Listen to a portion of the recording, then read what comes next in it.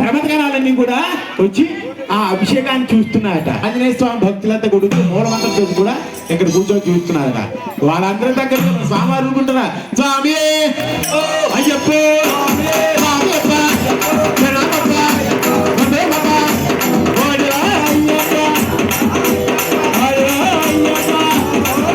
అంటే పేడతుళ్ళు ఆడి కూడా ఊరుకోకుండా పేడతుళ్ళు ఆడించి ప్రదేశాన్ని అంతా కూడా పరిమళమైనటువంటి సుగంధ ద్రవ్యాలతో సహా కూడా ఇంకేస్తున్నారట.